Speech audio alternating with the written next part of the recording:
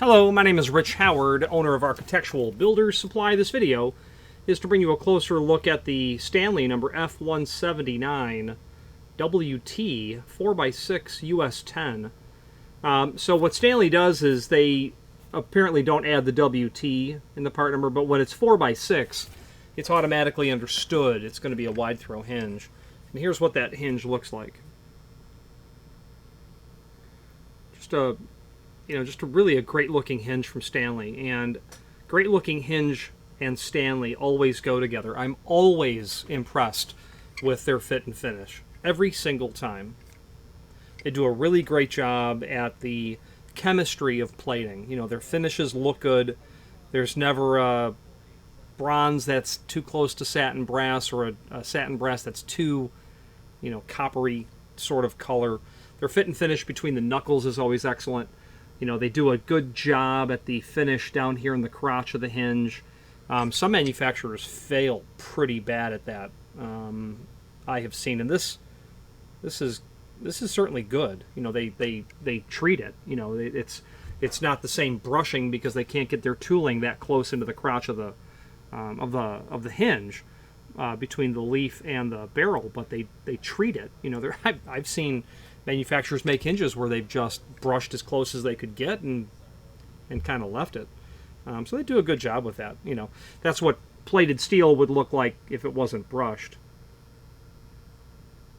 Anyway, I'm always really impressed with Stanley products when it comes to their fit and finish. So let's move on. This is an F179, and that means a number of things. It means it's a 5-knuckle hinge. You can see why it's a 5-knuckle hinge. It means it's a plain bearing hinge. There are no bearing packets at all, either exposed or concealed. There's nothing particular about this that would lend it to an application that would be more serving of a high volume frequency, or one that has a door closer attached. If you had an application that was going to have a door closer or high frequency use, I would immediately suggest that you use an FBB 179, or a variant of a bearing sort of hinge. The fact that a wide throw hinge is really not load rated at all, I would encourage ball bearing in every instance because even a low frequency use door in a residential application over years will exhibit signs of fatigue and wear, especially between those top and bottom hinge knuckle intersections. So the fact that the person purchased these non-ball bearing, whether or not the client realized it, these would be best suited for a very low frequency use. Probably going to be an interior application where you might have, they only ordered 3. There might be a single door to a dining room in a home, and you want that door to swing out and around, all the way around, to be flush with the wall. But we'll go over why wide throw is wide throw as well. So it means that it's a plain bearing hinge. There are no bearing packets. It means that it is a standard weight hinge, and on this F179, that would tell us that this hinge is 130 thousandths thick in the leaf. My caliper tells me it's 0.128 thick. It is a full mortise hinge. You can see from the swag on the hinge leaves here that the leaves are meant to be mortised flush to the edge of the door and frame when they're brought parallel. Okay, full mortise hinge. Also means it's made of steel. Okay. What else does that part number tell us? I think we covered it all in terms of what the part number. Now the WT, that is also inferred in the 4x6. 4-inch tall, 6-inch wide. It's incredibly important to understand the relationship of the size of the hinge to how you measure it. The first dimension is always the height on a hinge like this, always. So it's the opposite way that a door is measured. So the first dimension on a door is its width. Well, on this hinge, it's the height. Now, if you have a 4.5 inch by 4.5 inch hinge, or a whatever square shaped hinge, it doesn't really matter. But when you express the size of a hinge to someone else, it's important to understand the way the size is defined, and it's 4-inch tall and 6-inch wide. Why is that? I don't know for sure, but I suspect that it's because, in my opinion, the width is the more important of the two, meaning you have to tell me both dimensions, but tell me this one first. Tell me the height first. Whereas with a door, you would think, well, tell me the width first, and then tell me the height. 6'8", 7'0", 8'0", that's all good to know, but the width is the one I'd want to know first. It's a 7-foot tall door. Okay, great. Most commercial doors are. So, let's get to the heart of the matter, and the width would be the first thing. And the same with a hinge. When someone tells you it's a 4-inch or a 3.5 or a 5-inch or an 8-inch tall hinge, it's important to know that that's the height. It gives you more clues as to what you will be dealing with in that regard. Okay. 6-inch wide. Why is this 6-inch wide? Well, it's because you need to get around something. That vertical axis of pivoting is moved literally an inch further out from it compared to a standard 4x4. So 1 inch, because the hinge is measured when the leaf is open. So when we flip that out, we're going to actually have a total of 2 inches of additional space here that we're picking up. And we're going to look at a formula when we go to the cut sheet to help us determine why we need a wide throw and what size wide throw we need. Now, when it comes to wide throw hinges, you can do them in 3.5, 4, 4.5, 5. Don't know if you can go to 6. You probably can do a 6x8 hinge. But in a 4-inch tall, you'll be able to do 5-inch wide, 6-inch wide, 7-inch wide, and I think that's it. I don't think they'll go to 8-inch. I think for 8-inch, you have to go to 4.5 tall. Okay. So also what's kind of inferred to us here when we're dealing with a 4-inch tall hinge is it gives us an idea of what the thickness of the door is as well. We're probably dealing with an 1 3/4 thick door. A thicker door goes with a larger size, generally a taller hinge. If it was 3.5, and you can do 3.5 by 6, we're probably dealing with an 1 3/8 door. It just kind of goes in alignment. If we're dealing with 5-inch, we could be talking about 1 3/4, 2-inch, 2 1/4, whatever the case is.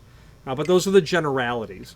Moving through the part number, we have US10. That means that it's satin bronze plated. It doesn't tell us US10, doesn't tell us the base material. That would be picked up by knowing its BHMA finish code. Stanley doesn't use the BHMA codes, and it's probably because Stanley is a company that by several decades predates the use of BHMA codes, and for that matter, the use of the U.S. numbers as well. The U.S. numbers were brought into existence in about 1930, which allowed manufacturers to standardize. Allowed the creation of the U.S. numbering system for finishes, from what I have been able to gather, was a government-led cooperation between several manufacturers that allowed there to be a baseline, a definition of finishes.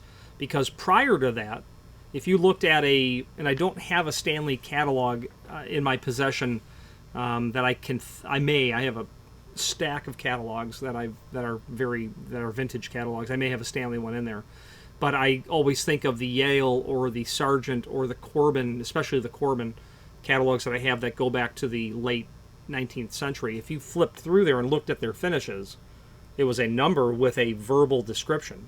If you looked at the Sargent catalog, there was a number with a verbal description. And if you looked at the Yale catalog, there was a number and a verbal description. None of those numbers matched. None of those verbal descriptions matched. The point is if I wanted to buy my hinges from company A and my door locks from company B, it'd really be nice to know if my finishes matched. And the government came and said, hey, this is in the public's best interest. Let's create a defined set of numbers. And it was, again, as I had said, a cooperation of companies that voluntarily participated to get that done. So the US10 system is a system that predates BHMA. The BHMA code for this would be 639, or satin bronze could also be 612. So satin bronze and BHMA can be 639 or 612. What's the difference? The base material, steel or bronze. So this would be a 639 hinge. It would be more helpful if all manufacturers used BHMA, only because to people who sell hardware, people who know hardware, they realize the finish, if you're the client and I'm attempting to express to you what the difference or what's, you know, satin bronze looks like. The conversation has to be based on is what's the base material. We have to premise it on that, because satin bronze on steel is very different than it's different than satin bronze on bronze. Okay, so this would be properly called 639. Whatever you call it, it's a beautiful finish from Stanley. A common question that we get are these knuckle heights, and I noticed that manufacturers, when they're doing wide throw, they will use different sizes of knuckles compared to their non-wide throw hinges. And I've been told by one manufacturer it's because they want to keep people from taking a 4-inch leaf and putting it onto a, you know, a 4-inch tall, like a 4x4, taking that and then using that with something unusual. Like you might have another hinge that is 4x4 wide and 3-inch tall. You can order that. They don't want you to take one leaf from the 4x4 and put it onto the leaf with the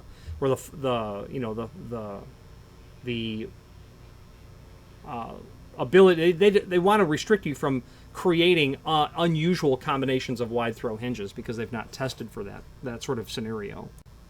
I suppose a better example of that might be where you wanted to put, you know, unusually, you know, a leaf from one side onto a leaf of another side that weren't meant to go together. You know, being able to maybe take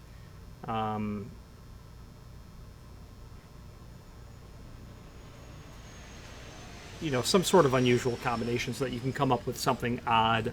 You might be able to find yourself doing a 5x4.5, and maybe what you really need is you don't want a 4-inch wide hinge or a 5-inch wide hinge. You want a 4.5-inch wide hinge, but you want to do that on an unusual height, I suppose, whatever that case might be. You can't intermix those. I've had people ask that in the past. Let's switch to the screen view and let's take a closer look at the supporting documentation.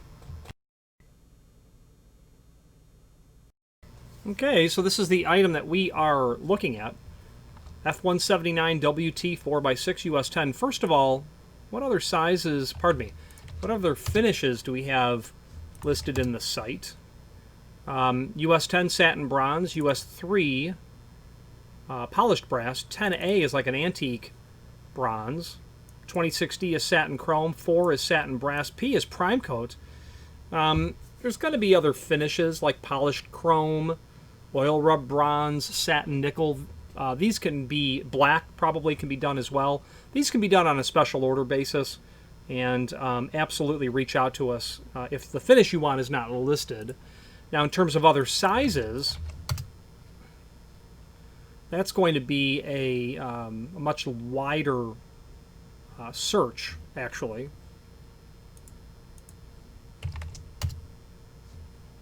Okay, so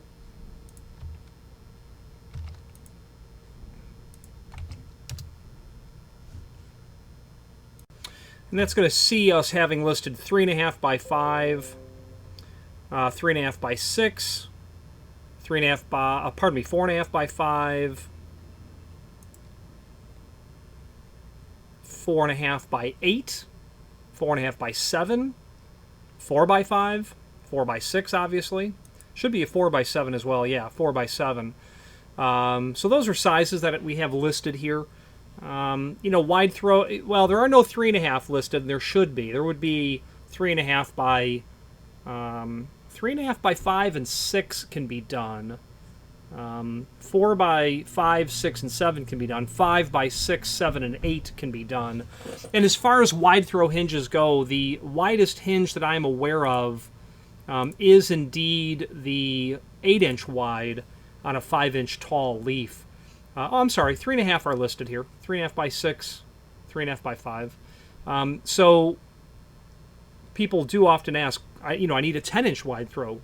I first establish that they understand that the hinge is measured when it's laid open. But lo and behold, unfortunately, there's just no hinge available easily wider than 8-inch wide. And there are times when someone does indeed require a hinge greater than 8-inch wide, but those instances are rather unusual. and we're going to go through how to determine that. So, used on internal or external doors without closers. A plain bearing hinge is for use without doors, with doors that do not have closers. If you have door closers, use a bearing type of construction. They have a template hole pattern, which we'll look at the template in a moment. 130 thousandths, which is a standard weight, steel base, 5-knuckle, plain bearing. So this hinge is available as a removable and a non-removable pin. Removable would be standard interior applications or exterior doors that swing in. If you have an exterior door that swings out, or you have a door that you want to basically all but eliminate the chance of driving the pin out, you would want the non-removable pin. It is not unheard of to do those in interior applications where there may be a closet or a door to a basement, etc., that you need to keep someone from driving the pins out to remove the door. You may have, there's lots of reasons why people may want that. They may store something in the closet that they don't want, teenagers to get to. Alcohol. I'm not making this up. People have called and said I need non-removable pins because someone is taking my closet door off and going through my valuables, or I've also had someone order these because it was a door to a basement where he had snakes kept as pets, and wanted to make sure someone could not pop those pins out to get downstairs to his snakes, is what it was. So whatever the reason why, you might want that as well. It wouldn't be just an out-swinging door on an exterior application. That template is here. This is a fairly generic document that shows us the location of the holes for the screws. So they say that this is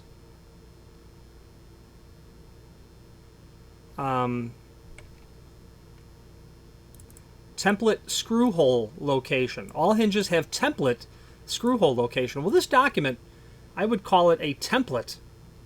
It's a document that's used to understand dimensionally what the item is all about. Manufacturers can use it to make their doors and frames. The location of the holes happen to be in what is referred to as the template location.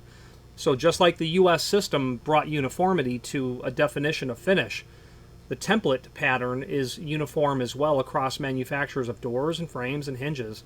So if anyone is making their material compliant with the template location, it's going to fall in these locations every time. This chart down below talks about the different part numbers of the hinges, both steel and non-ferrous base. The swag line, the F dimension, is given as well. We're doing a 4x6 on an F179, so that should be 2 9/16 from the edge of the leaf to where the bend starts. So a very helpful document. Speaking of helpful documents, there's also a link to the cut sheet, which is here as well. And this is where we're going to be able to get into talking about the formula for wide throw. How did this client determine that they needed 6-inch wide? Well, I don't know how they determined that, but the way to determine it is by using this formula. And the formula is basically door thickness minus your back set. Multiply that by 2, subtract your inset. Okay? I'm sorry. I said that backwards. Door thickness minus your back set times 2 plus your inset plus your clearance. So, really, you do have to know all 4 of these things. Back set is generally a 1/4 inch, generally, but you do have to know it. Inset is generally between a 1/16 of an eighth or an 1/8 of an inch, and it can be 0 as well. But it is unusual for it to be more than about 3/32 of an inch. Although, where you have the need for those 10-inch or 12 or 16-inch wide throw hinges is when the inset is several inches. If you have construction late 19th or mid 19th century construction, this is a real example. Mid 19th century construction, a 3-story home. I guarantee those first floor walls are going to be incredibly thick. That's because they're carrying the weight of the house above it. It's not unusual to have a 16-inch thick wall. You're going to have a 16-inch wide frame, and those doors are going to be set in the center of that frame. Well, they do want the doors to go out past 90 degree, or they need the hinge knuckle to get out past the frame itself, and it's going to look, you know, really something like,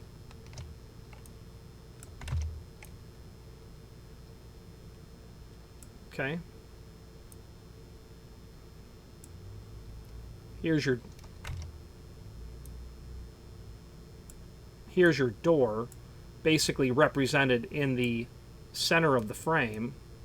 Okay, where do you want to put that knuckle? This is 16 inch. Okay, you're going to want that knuckle out here. So yes, there are epically wide hinges that are that large. Okay, the other answer to that would be to have a raised barrel hinge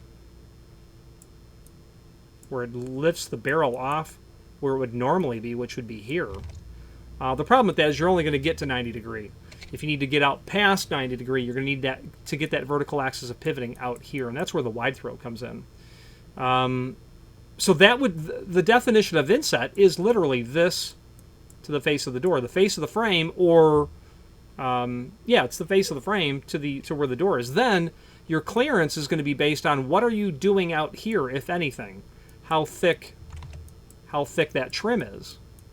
It might be 0. Or it might be some large dimension, but you have to know that. So door thickness minus backset times 2. So let's go through it. 1 3/4 minus a 1/4 inch backset is 1 1/2 times 2 is 3 inch. Okay, great.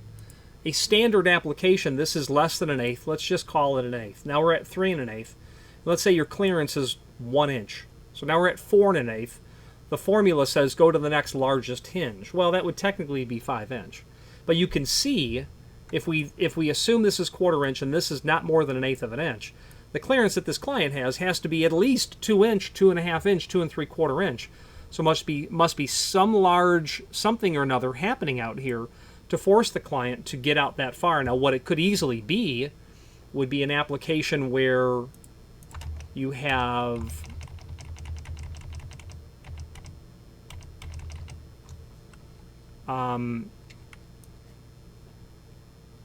three-quarter-inch trim. Now, okay, so let's do this. Now our door is here, okay? And they have 3/4 or 1 inch trim applied to the base, but they're going to run that on the face of the door as well. That little hinge knuckle needs to stick out right there.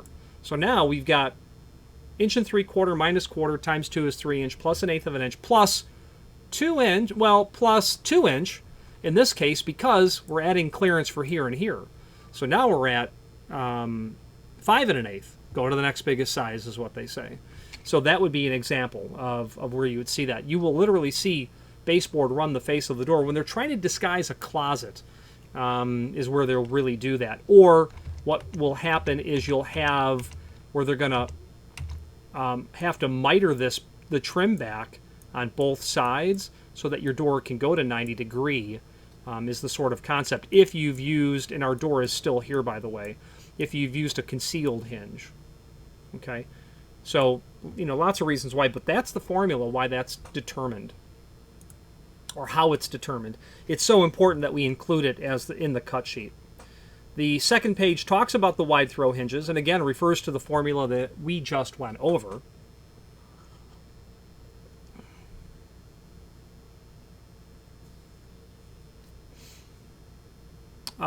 The swag will change, even though nobody really orders them for square or beveled edge doors.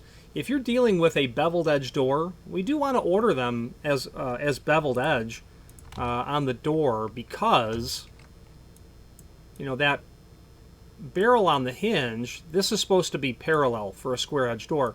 But if you have a beveled edge door where that door is beveled, and this is just drawn hyper exaggeratedly, you know, you're going to want to change that swag dimension a little bit. And what I mean by that is, you know, imagine your door is beveled. You're going to want this bend to be a little bit more aggressive to bring that hinge leaf back this way. Okay? It's going to allow the door to sit in the pocket appropriately when the leaf has been bent to accommodate the treatment at the edge of the door. If you install this onto a beveled edge door, it's going to work, but it's not the correct way of doing it. So reach out to us. We can work with you on that. I did mention the term raised barrel. This gives you, just because it's on this page, you might want to look and see what raised barrel means there. Then, of course, our F179 itself talks about the different standard sizes it can be done in. You can do it as a stainless base, here and here in polished or satin stainless. You can do it in a brass or bronze base as well. That's what your hinge looks like. And that's your cut sheet. Now, moving to wrap up this video, there's a link below this video to the manufacturer's page, and that will allow you to review not only all of the Stanley products that we sell by means of this horizontal navigation, but also a link to the manufacturer's website, as well as a link to the full product catalog. I happen to be quite preferential to an older version, the 2010 architectural hardware catalog, because I'm familiar with it. Plus, I think it's superior in terms of what it contains and how it presents encyclopedic information when it comes to hinges.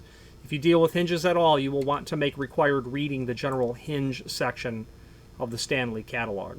They've been making hinges for, since I don't know when in the 19th century, but a very, very long time. They are experts at it, and the knowledge contained herein serves to illustrate their expert grasp on the subject matter. It's very enlightening, even for those of us that have been selling hinges for decades. If I read this 10 times, I will learn something new every single time that I go through this. Okay, let's wrap up this video on camera.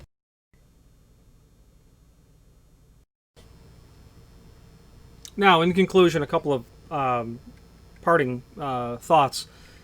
So first of all, this is going to include screws. The factory has included all wood screws and all machine screws. Do not take it for granted that you will get adequate screws to do wood or metal. Wood by wood, wood by metal, metal by wood, metal by metal. Indicate in the comment field what screws you require. The reason I say that is because I wouldn't be surprised if I saw this to have, if I was going to guess, if I had to guess what I would want for this, I'd say all wood screws and no machine screws. I wouldn't be surprised if I got all wood screws and half machine screws. But if it was a 5x4.5, I would be thinking, okay, heavy-duty hollow metal, give me all machine screws. Indicate in the comment field what you're doing so that there's no reason why you get your box of hinges and you're getting all ready for your project on Friday to finish up the job. You've got 14 doors you have to install these on, and you have half the amount of screws that you need. You're not going to find a flat undercut head, satin bronze, 1224, thread forming tip, machine screw at the local lumber yard. So indicate that so there's no confusion, so we can express that to the factory so that it shows up correctly for you. Also, one nice thing about what Stanley does is they include this perforated sheet of cardboard. These are shims. Perforated cardboard. They act as a way to insulate the hinges from each other when they ship from the factory. But they're also shims, so it's nice that you actually get shims from Stanley when you order them. They're not the only company that does it, but there's not many that do, and it's nice to have the ability to shim the material before you go to install it. These hinges are sold per hinge, not per box, not per pair. They happen to have 3 in this box. They could have probably fit 6 or 8 hinges in this box. So be mindful. Order the quantity that you need. Not sold in a pair, because what if you needed 3, which you probably do? Or what if you have a Dutch door? Or what if you really only need 1 because you lost 1? Whatever the case might be, they're sold as each. I'm very partial when it comes to Stanley, and it's because not only does Stanley enjoy a ubiquitous familiarity within the industry, but their fit and finish is simply superior to most others. And I like to be able to take the hardware out and look at it and say to myself, that's a good-looking piece of hardware. And it tells me that the people who made it have a grasp over the manufacturing process. The other thing I like about Stanley is their logo. It's petite. I want the manufacturer to put their logo on there, but I like them where they're not, the size of you know, my elbow. I want them to be, you know, I don't want corporate advertising per se on my hardware, but it is nice to be able to see that nice, small, classic Stanley logo that they have on there. Lots of options you can do on these. If you're doing wide throw hinges, you might want to talk about decorative tips like ball tips or urn tips, steeple tips, acorn tips. There are other tips that exist in the world, but Stanley offers those classic ones, which are in the full line catalog. Other security options are available as well, such as a security stud. You can look that up. They can also give us radiused corners on these. If you're doing a 4x6, you might have a requirement for radiused corners. These hinges were square. They can do them in 1/4 inch or 5/8 radius. Reach out to us. There's always an upcharge for that, but it can be accomplished. Any questions on the F179WT 4x6 in a US10 or any other Stanley product, please feel free to reach out to us. And thank you. Again, thank you for watching, and if you've enjoyed this video, please click thumbs up, please subscribe, and maybe even send the video to someone that you know. Thank you.